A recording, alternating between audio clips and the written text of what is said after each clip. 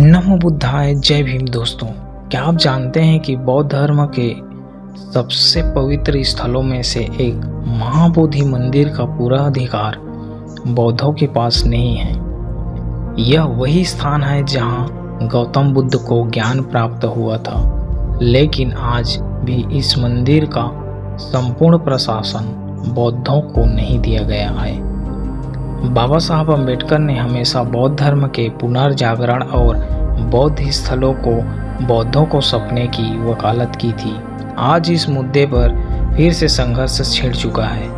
Video को अंत तक जरूर देखें और अपने विचार कमेंट में साझा करें।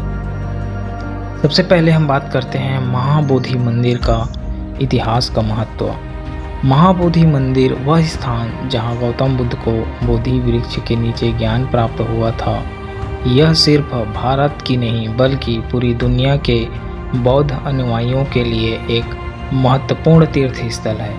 लेकिन विडंबना देखिए कि जिस धर्म के कारण यह स्थान पवित्र माना जाता है, उसी धर्म के अनुयायियों को यहाँ अपने अधिकारों के लिए संघर्ष करना पड़ रहा है। अब बात करते हैं बाबा साहब अम्बेडकर और महाबोधि मंदिर का मुद्दा।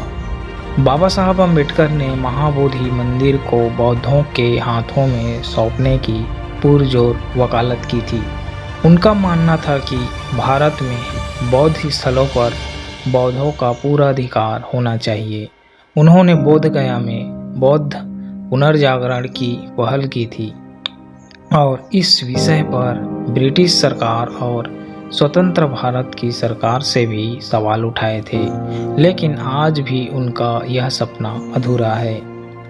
अब बात करते हैं मंदिर प्रबंधन और विवाद की।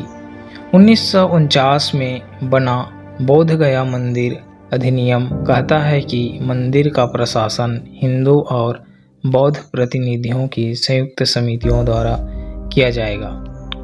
इसका मतलब यह है कि भले ही यह मंदिर बौद्ध धर्म से जुड़ा है, फिर भी इसका संपूर्ण अधिकार बौद्धों के पास नहीं है।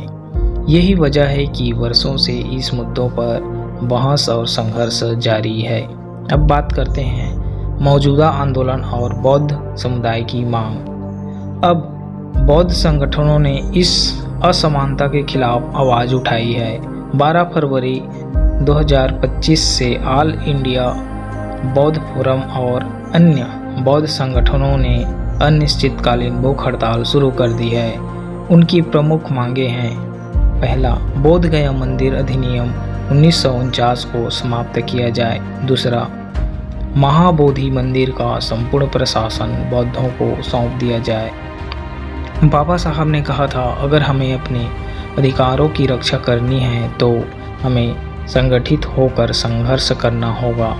क्या यह आंदोलन उस संघर्ष का ही एक हिस्सा है?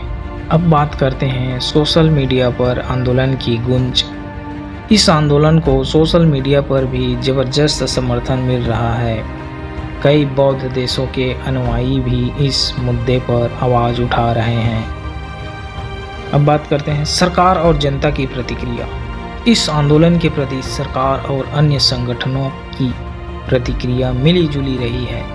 कुछ इसे एक न्याय संगत मांग मानते हैं तो कुछ इसे संविधान और धर्मनिरपेक्षता का मामला बताते हैं। लेकिन सवाल यह है कि अगर सोमनाथ मंदिर हिंदुओं को दे दिया जा सकता है तो महाबोधि मंदिर बौद्धों को क्यों नहीं? अब बात करते हैं आगे क्या होगा। अब यह देखना महत्वपूर्ण होगा कि सरकार इस आंदोलन पर क्या निर्णय लेती है। क्या बौद्धों को उनका अधिकार मिलेगा या यह संघर्ष और लंबा चलेगा? बाबा साहब ने कहा था, कोई भी व्यक्ति आपके अधिकारों को आपको स्वेच्छा से नहीं देगा, आपको इसके लिए संघर्ष करना होगा। क्या यह आंदोलन बाबा साहब की इसी सीख को आगे बढ़ा रहा है? अगर आप भी इस मुद्दे को समझते हैं और बाबा साहब अम्बेडकर के विचारों से सहमत हैं तो इस आंदोलन को समर्थन दें। वीडियो को लाइक करें, शेयर करें और हमारे चैनल को सब्सक्राइब करें ताकि आपको ऐसे ही महत्वपूर्ण मुद्दों पर अपडेट मिलते रहें। क्या आप जानते हैं कि महाबोधि मंदिर का अधिकार बौद्धों को मिलना चाहिए? अपनी राय नीचे कमेंट करें। नमो बुद्धाय, जय भीम।